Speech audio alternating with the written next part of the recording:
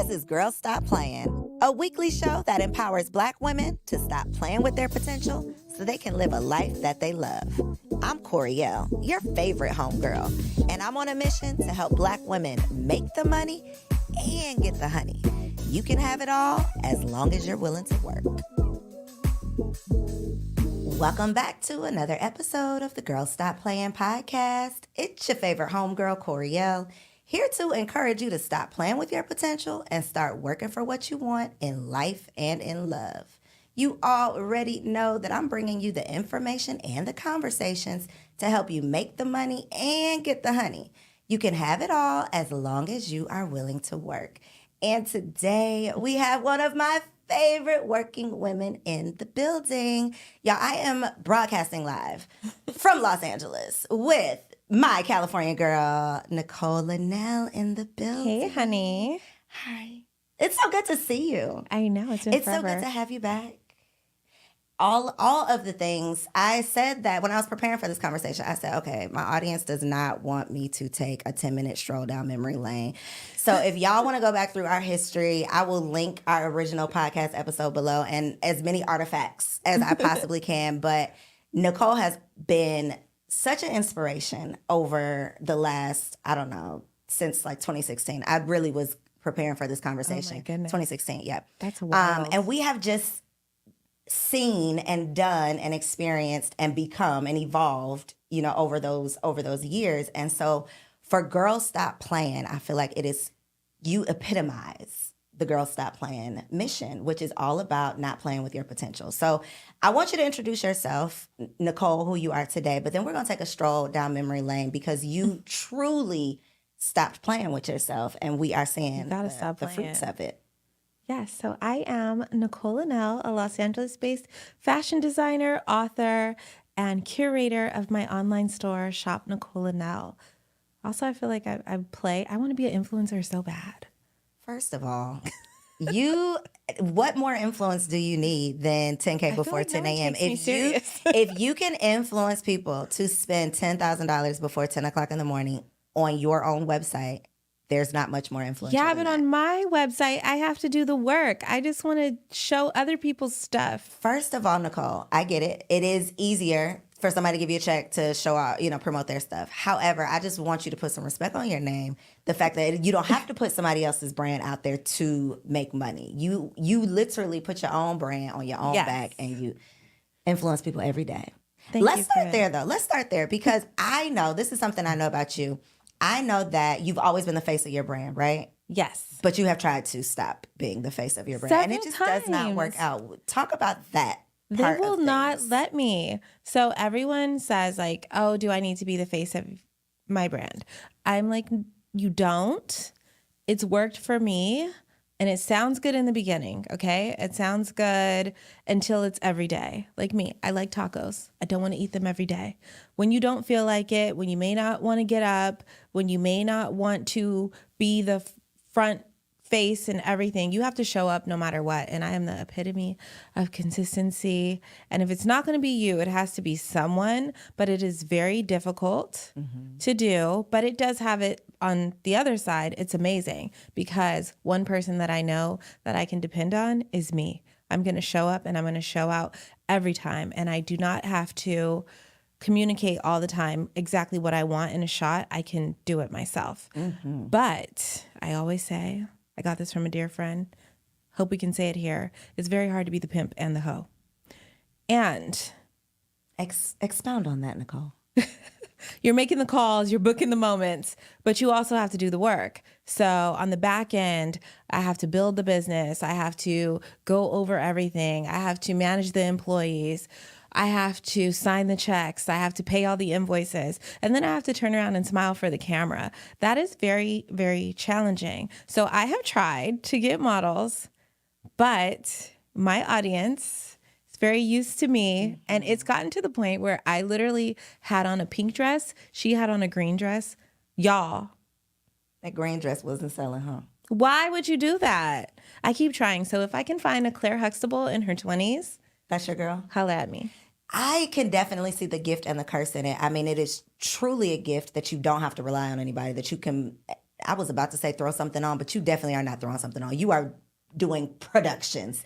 For you to be able to do these productions, not have to rely on anybody, like you can show up and be the talent, that is definitely a gift.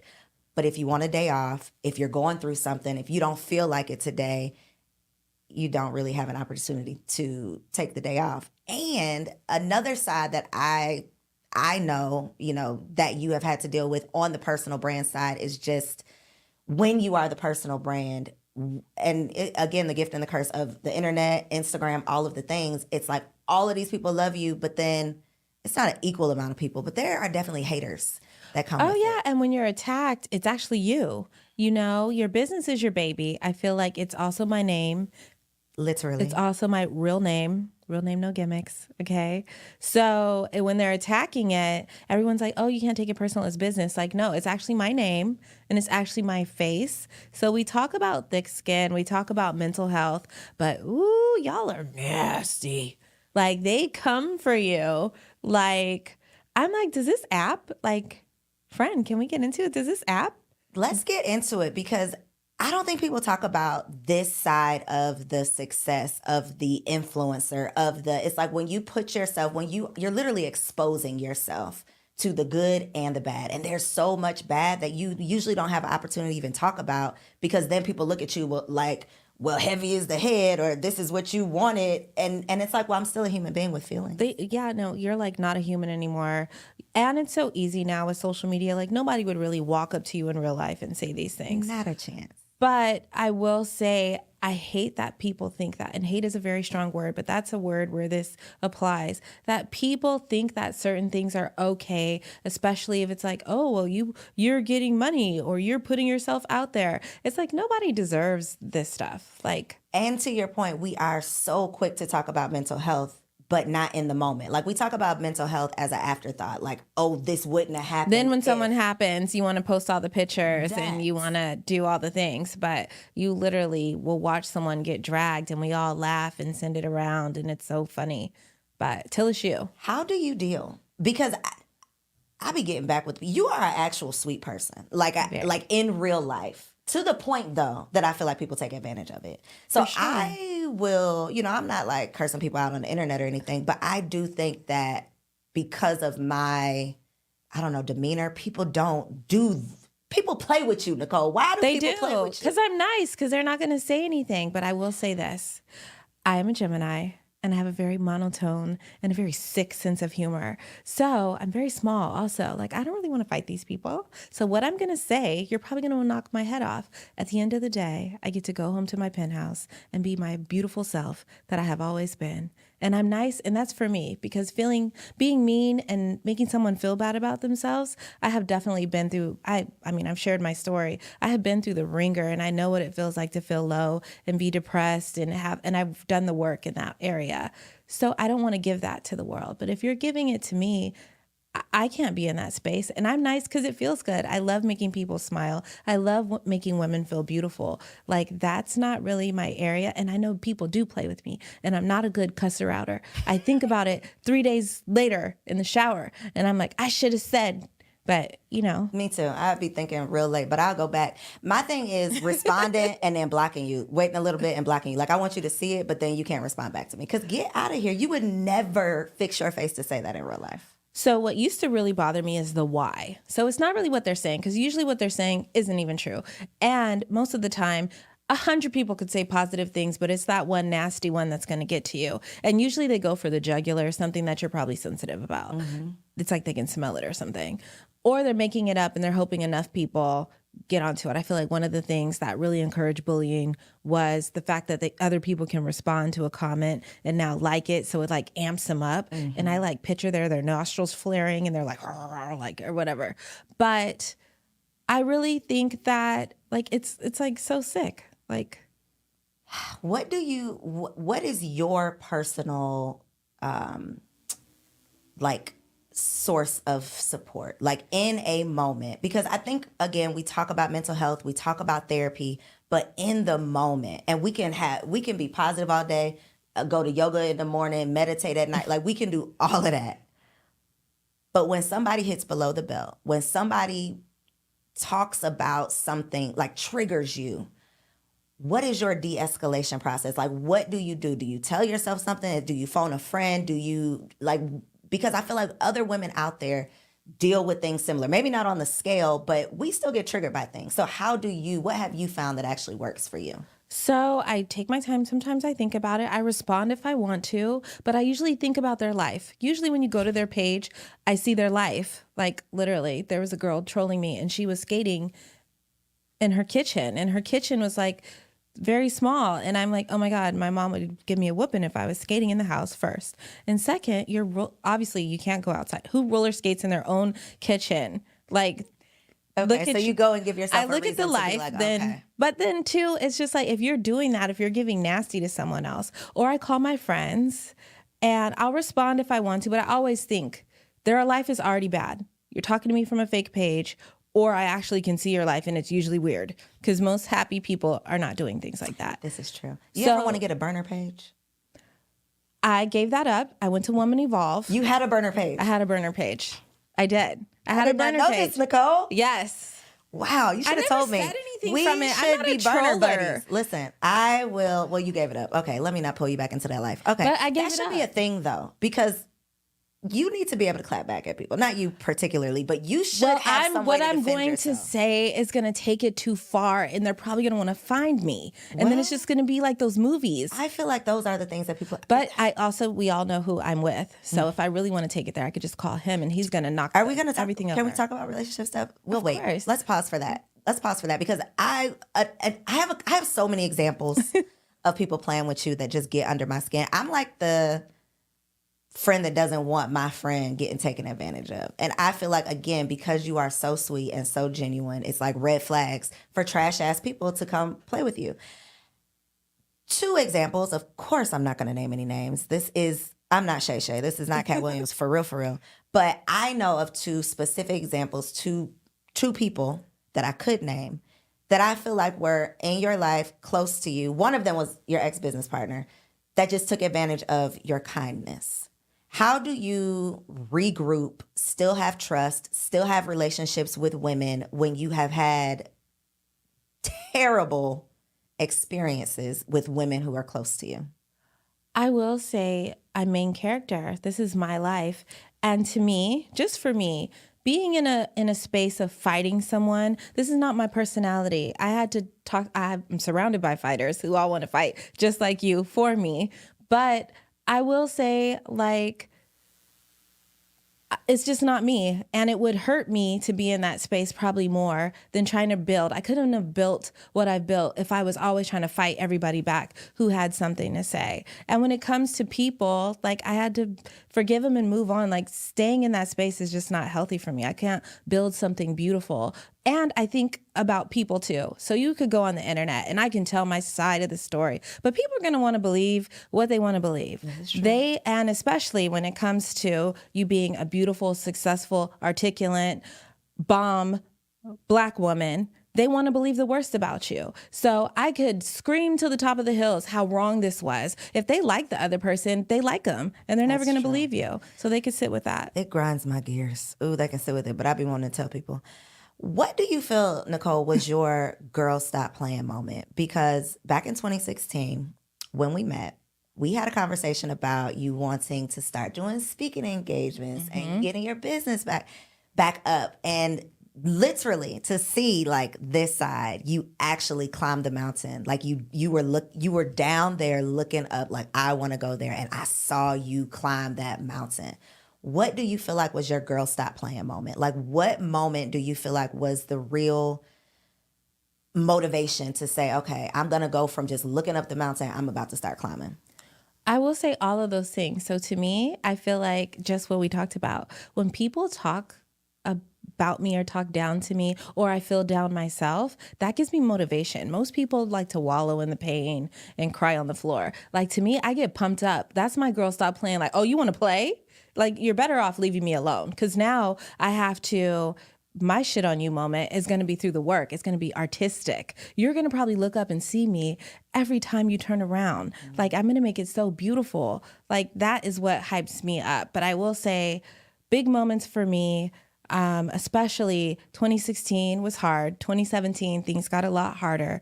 And when I lost everything, especially not only losing everything, being in a deficit, being in debt, having my business, I walked away from a business with nothing and the debt. What year was that? That was 2017. Okay.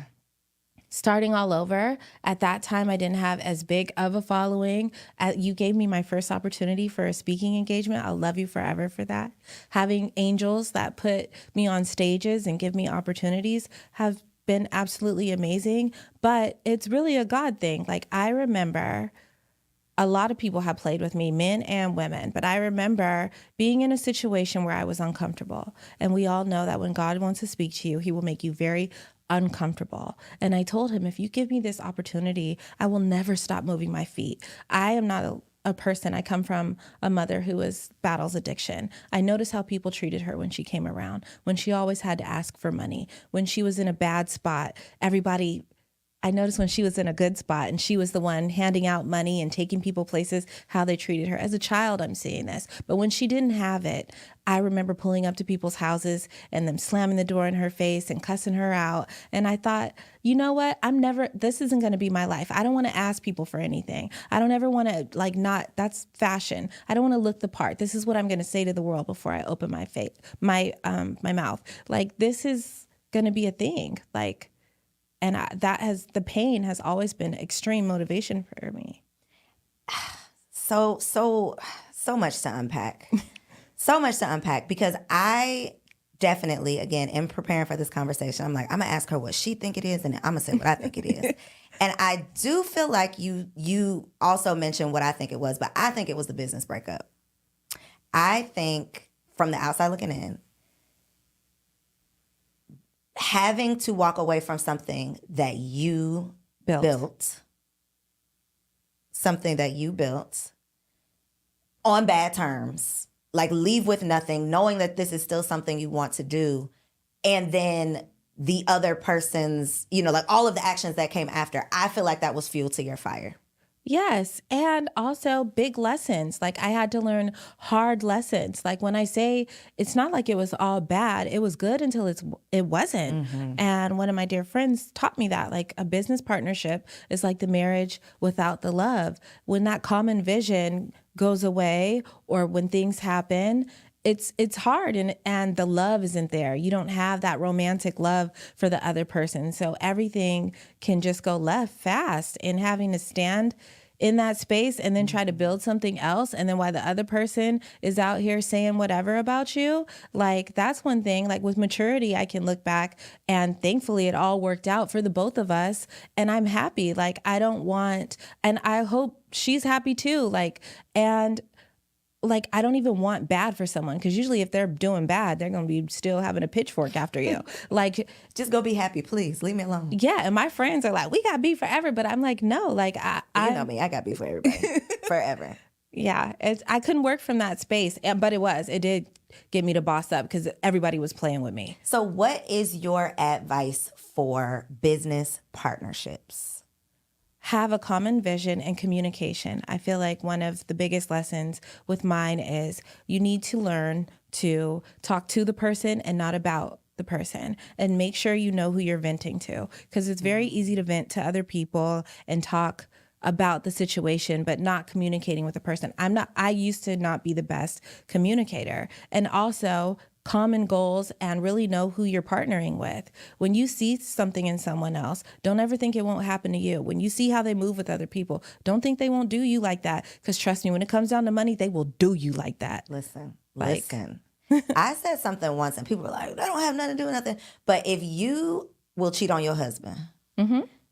I don't want nothing to do with you. Because if you will disrespect, this is just like a business partner thing for me. If you would disrespect the most sacred relationship, that tells me that you would definitely disrespect our relationship. And I use the example of cheating because I think that people overlook morality so much. People are willing to partner with, And align they're themselves okay with it from people that they love. Exactly. So the most beautiful people do the ugliest They things. do. And it's so much gray area. So I love that. But it's not across the board. So I will counter that and say people pick and choose who they do things to.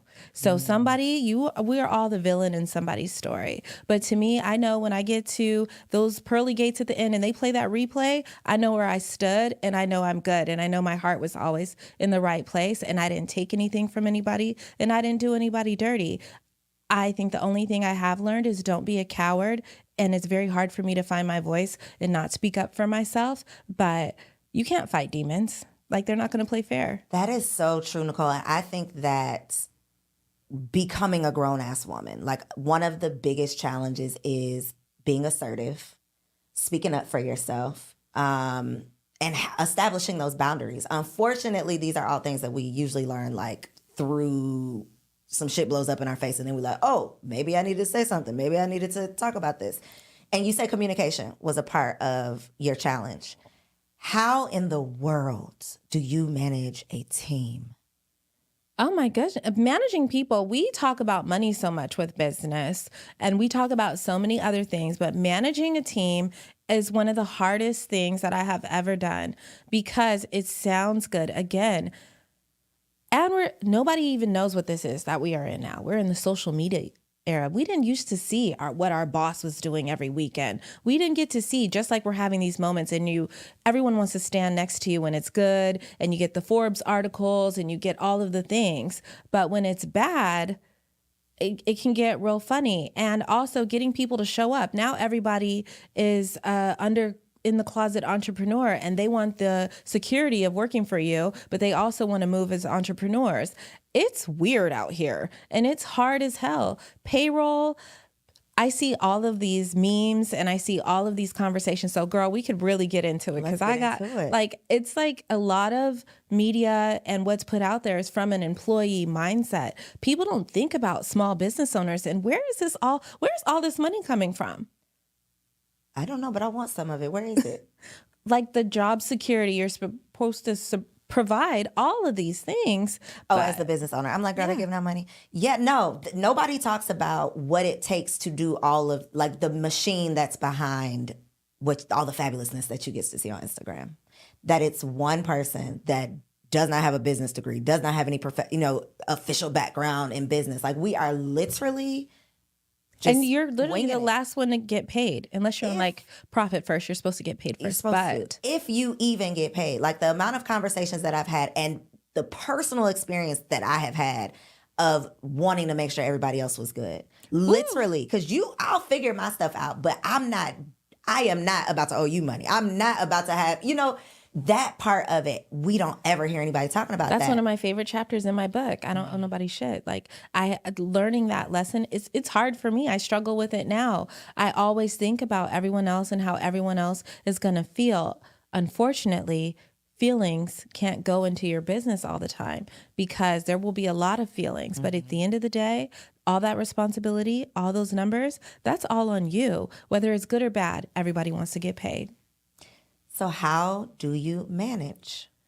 I've had to do transition. Just recently, I had to make some changes that broke my heart. I had to get rid of people that I absolutely love, but they were not good for the job. And I had to put my big girl panties on and be a boss. Now, Nicole, the friend, of course, I want to keep everyone around and I want to take everyone to lunch and I want to have these elaborate birthdays. I want to do all the things. But when you say no once, you will truly find out where you stand, especially in business. And when you can't be that yes person and you can't provide all the things, you will find out where you stand. And when it comes down to the work and you get to looking at it, when you can't pay, they ain't gonna stay. So you have to really I had to check myself also as a leader.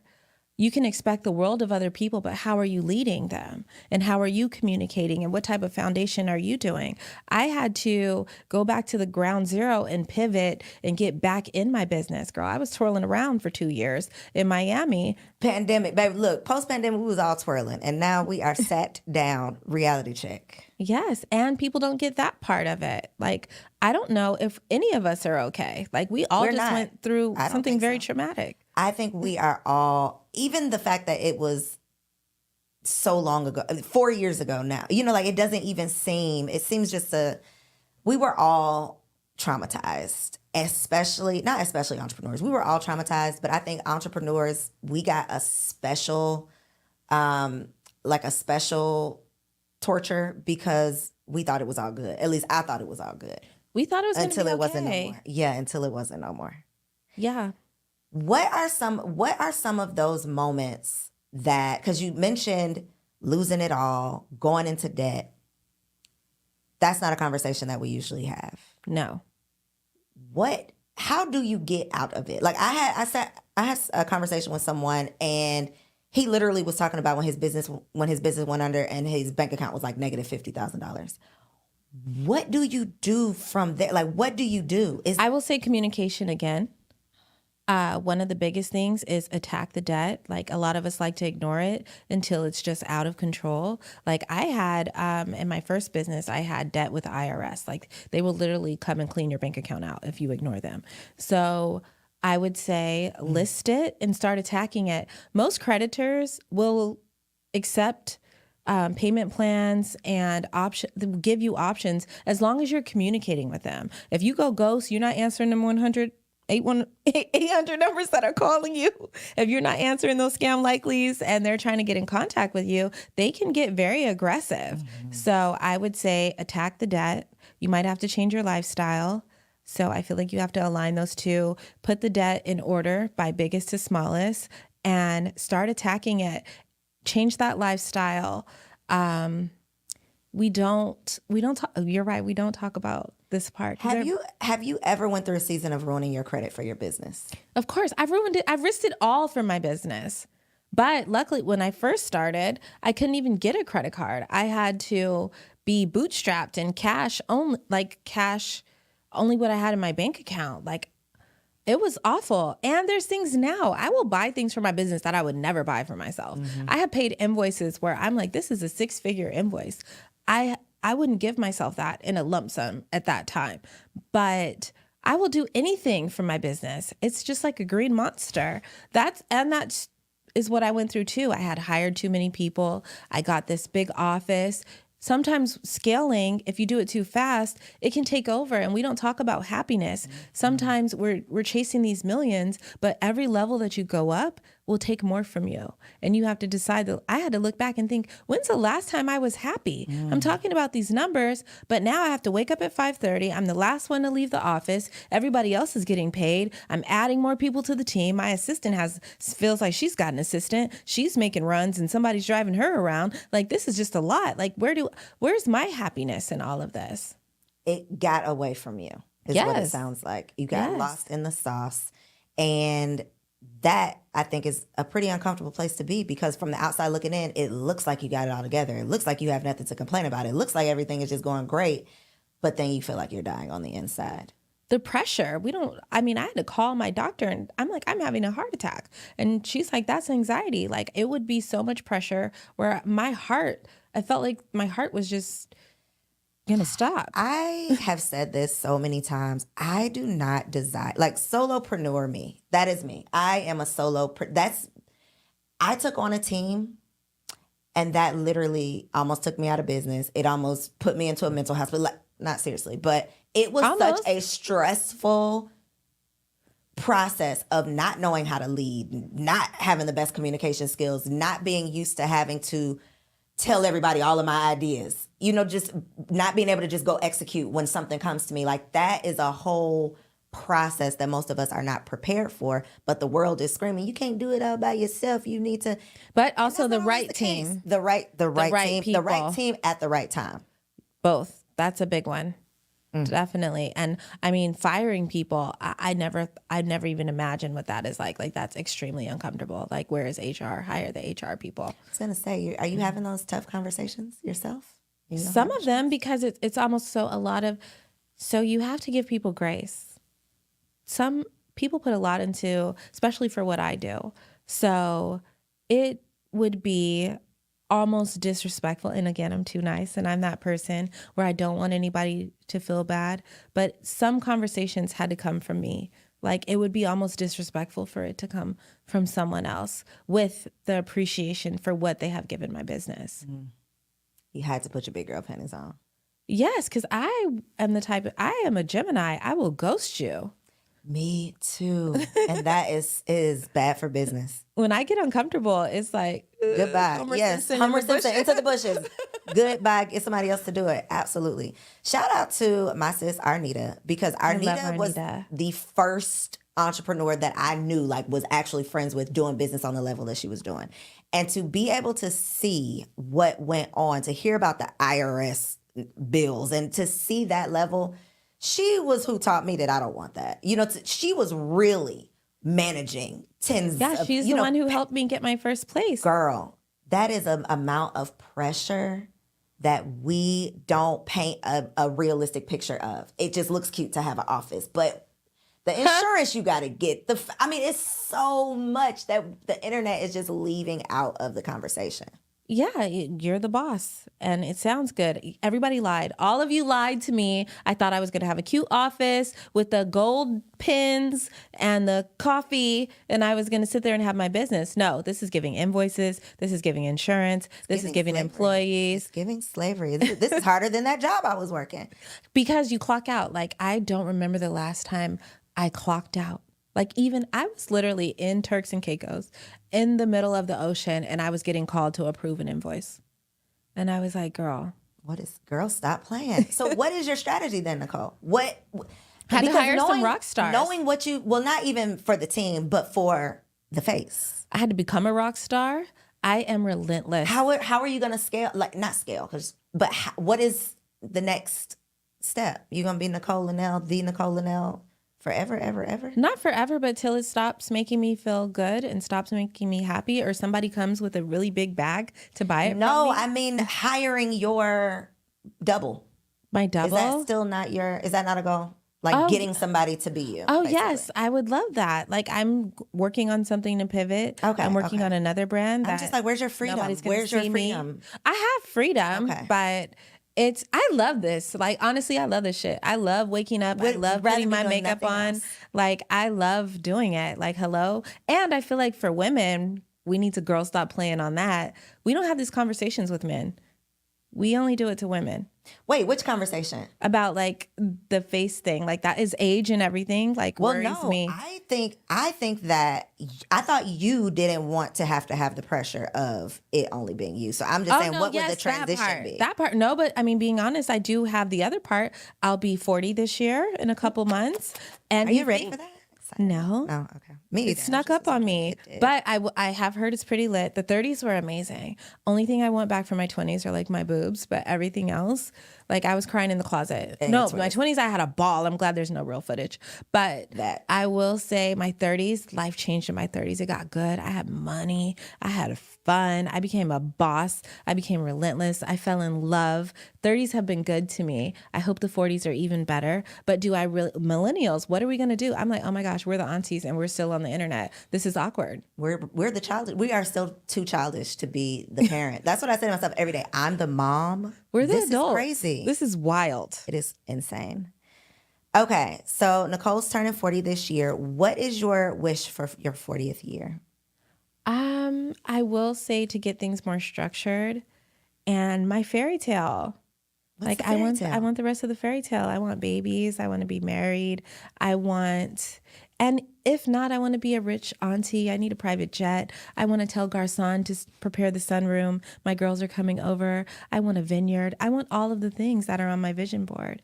And above all, just health and happiness. Like, God has given me way more than I even dreamed at this point. Like I literally wake up and do what I want to do. And by me doing what I want to do, I have created spaces for other people to do what they need to do. Like it's all, I always talk about holding up the line. By me moving in my purpose, I have been able to hire a team. I've been able to hire all these other people. I'm able to pay my vendor invoices. Like me doing what I do is so important. And on top of that, I am brave enough to share it with other women so that they can do it too. So my dream is just bigger and better, and whatever God has for me. Like it's been, his dream for me has been bigger than anything that I have thought. So why even limit him by putting some words to it? Yes. Okay, so can we get in your business now? We talked about business. Let's talk about you falling in love. Yes. So y'all know Nicole got a real public relationship, right? Nicole, the people on the outside of the internet want to know, how you put up with Tony? He seemed crazy on his internet, girl. But the thing is, okay, I will say one thing that I admire the most about my baby is he has no filter, and he is going to give it to you, and he's going to be authentically himself. I will say, y'all be poking the bear. So y'all play with him and you throw your rocks and then you hide your hand. But I will say offline, we have a beautiful life.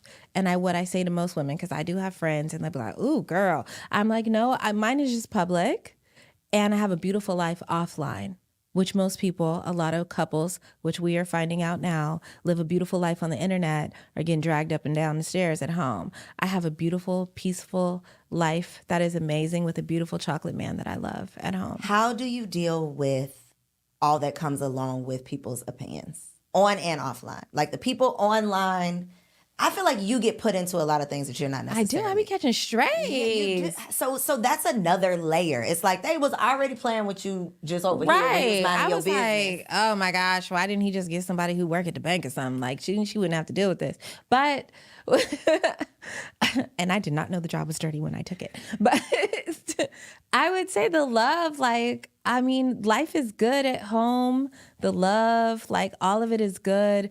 It is a lot though. It's a lot that I get dragged into. You don't ever be going like, okay, baby, wait a minute. Just put the phone down, Tony. Put the phone down. I really have to go look, because I had to ask him the other day, like, when did you do this? Like, do you hit a corner and just like go cut somebody out real quick? But I do see it. Like I literally see people do stuff and then he goes off on them and they're like, oh my gosh, he went off on me. And I'm like, no, you actually cussed him out first. But okay, go off. And when you talk about morals and principles, that's not just on the internet. That's really who he is. Like he really operates off of doing what's right. And I feel like that's admirable. Like his delivery, I mean, I'm honest with him. Like, I don't think you should call women whatever, but he is one of those people who believes if they go low, I'm gonna go to hell. And that's what it is. Like, we're working on it. I'm praying very hard. Let me not laugh. What's your prayer, Nicole? What's your prayer? That God can touch his heart, okay, and he does not feel the need to cuss y'all out like that. But he's very good at it. Like, I'm not good. I wish I could like do it. Yeah, do a good curse out. Okay, so how do you feel like your public relationship has affected your business at all, good or bad? I feel like it does, but it really sucks for someone to miss out on all these fabulous clothes because why are you even looking at my man? I don't go to y'all's page and look. Like, I love you dearly, friend, but I have never looked for your man. Thank you. Thank you. I haven't looked for him. I love to watch you guys together, but I do not follow him and keep up with him. That is what people do. You should definitely follow my baby. Go to Tony the Closer, buy you a program, buy a book, buy a t-shirt, do something. But I hate that. It has to be that way. Maybe it probably does, but you haven't noticed. Not in a way that you have noticed. I'm still making a ton of money online. So if it does, I just pray that God brings me more abundance and people know my heart. And really, like, if y'all know half the brands, how they really felt about you, and y'all be doing the marches and talking about how you're not going to shop there no more. And then 2 years later, you got it on again. So, but you want to hold me to this crazy standard just because you can see my man cuss people out every now and then. It be every day, Nicole. How you feel about cancel culture? What's your take on cancel culture? I think we're all delusional. I think that when you go into people's homes and we have real conversations, people just do it. It's all optics because have you seen change? Because we all saw those black squares. Have you seen the changes? I have not seen a single change. Have you, like, it almost feels like they're going backwards now, and it almost feels a little bit worse. Like, but all the things that people, now I feel like at least I know where I stand. When we do see people express themselves as themselves, everyone is like, but at least I know where to put you. At least I know where you stand. Now I feel like it's even worse because now they're hiding. Now everybody's hiding it. Nobody really wants to say how they feel about certain things. And what's wrong with having a difference of opinion? Are we not mature enough to let people have other opinions about things? Now it's like if you have an opinion, you have to be burned at the stake for it. And nobody is really honest. And how are we supposed to grow without having these type of debates and enlightening each other on other perspectives? It's like delusion. Like, I don't know. We are definitely living in a state of delusion. Yeah, it's like groupthink. If you have an independent thought, then, you know, you've separated yourself. And that's dangerous. It is. That is how the Holocaust happened. Groupthink. It's like nobody gonna say nothing. We just gonna go with the flow. And then you look up and... Did you read The Emperor Wears No Clothes as a kid? I'm going to send it to you to read to your boys. Okay. Because it is one of those things where nobody wanted to say anything. And these... It's so funny that we're saying this, and my man is like the super scammer caller outer. But these men went and scammed the king and made him some invisible clothes, and his whole like all of his people, everyone was saying how fabulous it was because nobody wanted to say anything. And he walked the streets naked because nobody wanted to say anything because these scammers said, "Oh my gosh, you have on these fabulous clothes," and they were actually didn't make any clothes. Yeah, that's the world times that we live in right now. That is the world we live Everybody in. Nobody's going to say anything. I just got to pretend like I am crazy. Like you want me to pretend I'm crazy to go along with what society wants me to do. It's actual insanity. It is. And I think it's dangerous and it's insulting because we all know, like, I grew up in a black house and my grandma is going to say it. I'm not even saying that's a black house. That's usually everybody grandma. It's the grandmas are going to say it. So I feel like now it's just like, oh, don't say that. But then you go home and say it. But then, exactly, you're saying it in your group chat. But then if you say it in front of a camera, then you are and the fake apologies. It's like it's a cycle. It's like you find it out. It's the fake apologies. You disappear off socials for a couple months, and then everybody forgets it because somebody else said something worse. Have you ever taken a break from social media? Not really. I always wonder when people are like, "Yeah, I'm just gonna take a little 30-day." I be like, that sounds nice, but I don't really. Okay, I will say I have a different way of following and engaging on social media. I don't follow people that I don't like. I don't keep, like I said, I gave up. That was the thing for my mental health at Woman Evolve. Oh yes, what'd you give up? Oh, the burner page where I would look at stuff, maybe see what somebody was saying about me or something. Nobody is gonna post what's going wrong.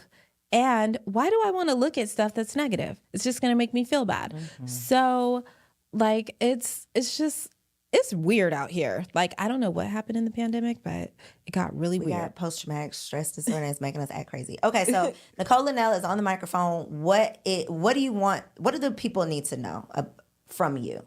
You don't clap back at the people. Every now and then I do. I've been doing better, friend. Have you? Yeah. I say it. Tag me next time. I don't, it's just, I say things that make you think. Like I say, I'm going to ask you, like, what would make you say that? What would possess? Yeah, I think you have to make people feel stupid. Like that is the only way. You have to embarrass them with just a straight up question. No, but I really wanted to know. Like sometimes I have like a why. Like why would you say that? Like I had a thing. Well, I'll give you an example. What people have trolled me for. So I had losses last year, and I had weight gain, and I was taking. People trolled you for that. So people trolled me for that. If I ever posted the awful things that people have said and done. It's insane. But just even that, like asking a woman, I never realized before it happened to me how that must feel. You never know what somebody's going through. So it's like you catch somebody with a little fupa or something and it's like, oh, you're pregnant or whatever. You don't know what they just went through. But it's so weird. Like, what if I was? Like, you just ruined my fabulous announcement. Like, why do you feel the need to? We're in this whole era, and it's so crazy because of what my man is, but this whole like, expose and put somebody on blast. Like, what is that? Like, I want to make a name for myself by riding off of your name. That's what I think it is. That's what I think it is. This Because I don't have anything better to do. gatekeeping. I'm like, some of these gates, some of y'all don't need to come through the gates. You don't know how to act. Some do need to be kept.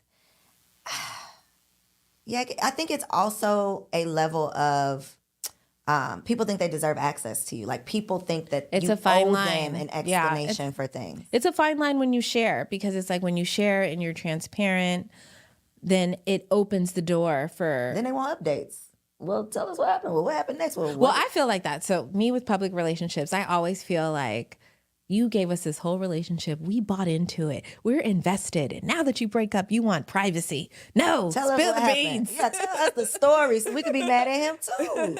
That is how it works. Do you feel like people feel like that about you? Like people want to know the ins and outs of your People business? make up stuff all the time. Like they want to believe it's so whatever. Like, I feel like I see a lot of supportive people. yeah, there are way more bad than good. I mean, way more good than bad. There's way more good. More people love it, so supportive, enjoy it.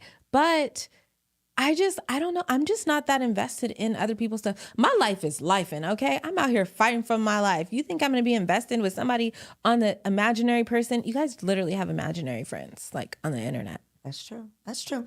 Sit with that. Sleep with that tonight. You talking to you cursing out your imaginary friends. I don't get the concept of like following people, engaging with content that I don't like that makes me upset or, enrages me in the way that it seems like, people have to be to say some of the things that they do.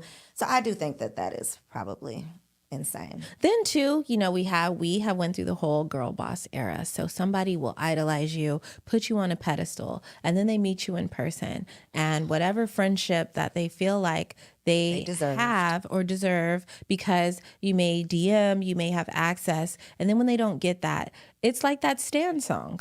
It's like they literally feel upset now because you did not live up to how this played out in their mind, and they don't even realize that you don't know that person. Like organic relationships, it's hard now with social media. You literally are showing your life every day. Somebody can know when your birthday is, your favorite color. They see you every single day, and then you may not have ever seen them at all. I think, again, something else we don't ever hear the other side of, because we will see people who will say, oh, well, I met so-and-so and she had an attitude, or she was this or she was that.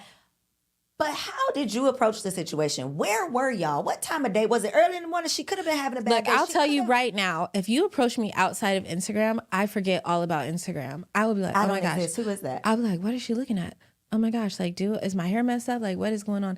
I literally was in Whole Foods. This girl followed me for like 3 aisles before she said something. I feel like just say something, because I'm not like a celebrity for real. Like, I'm not like anything of that. So she followed me, and I'm thinking she about to come to me as a woman. She followed me for 3 aisles, and I'm like, here we go. So she's like, look, I got to tell you, I love you. I'm like, girl, you could have said that 3 I aisles was about ago. to call the police, man. What are you doing? That's hilarious. I don't remember the internet, and I'm socially awkward as hell, girl. I will. Me too. So don't come up to me. If you see me in real life, please come don't up to me and say hi. I love it. I don't. It makes me feel so weird. Really? I love it if you say something. It's better than just staring. Well, no, don't stare. Yeah, that's if you finally say something, I'm probably gonna be like, happy birthday. Like I don't know. But then I think my problem is getting out of it. How do I get out of this? Like if you come over and you start this engage with me. You personalize, you humanize the person. Like I always say, like, what's your name? Like, what do you do? Like, oh my gosh, so nice to meet you. Nicole was sweet. You are such a sweet person. I'd be wanting to run out the door. Especially my girls. Like they have changed my life. Like literally I am Nichole Lynel, because I'm not supposed to, like statistically, I'm not supposed to be this. But women literally have changed my life. They have shown up for me in ways. How could I not? Like, how could I not? Put my petty little introvert shit aside. You are right. Yes. My grandma always said, God didn't make you this beautiful for nothing. Well, I think that's a pretty great place to end this conversation. Wow. Okay. Not really, though, because you have to tell the people all of the things. I think you got some classes. I saw, like, what's coming down the pipeline? Where can people support what you got going on? So I am Nichole Lynel. If you are looking for amazing pieces for the glamorous girl on the go, you can shop Nichole Lynel. You can go to NL The Label to find pieces that I designed myself. You can go to NicoleLynel.com to get my workbook. And you can also tap the link in my bio to come to my next class. It's absolutely amazing. I've been doing free training every Wednesday. My boo is an amazing coach. He has me going on with the digital products. And I am doing a 4-week course on how to build your online boutique. I love it. I know you do. Do you still do your fashion tour, the tour that you do? Yeah, the workday workshop. You can have a workday with me. You are fabulous. So all of the fashionable girls out there, check out Nichole Lynel. If you are not fashionable, you still need to check out Nichole Lynel. Go to her online store, pick up some pieces. I got to send you some pictures because I finally wore some things. Yay, I got like a frilly skirt. Things that are not like my typical. Nichole Lynel has all of the fabulous things. So check her out. Make sure you follow on Instagram. But if you got something mean to say, keep it to yourself because I'm going to get the burner account, okay? She's going to give me her access code and I'm coming for you. All right, y'all. Make sure you share this episode, subscribe to the channel, and if you happen to be listening on Apple or Spotify, leave your girl a 5-star review, and I'll catch you next week. So if you made it this far, I just know you loved that episode. Well, what you did not know is that we recorded it right here in ATL at Elevate Studios. Yes, your girl has her own studio, y'all, and it's not just for me. I'm opening it up for you too. So if you have a podcast, if you are a vlogger, a YouTuber, or a content creator, and you are looking for a professional studio to record your content, or you want to hire me and my team to fully produce your content, make sure you check out the show notes below or log on to elevateagency.com.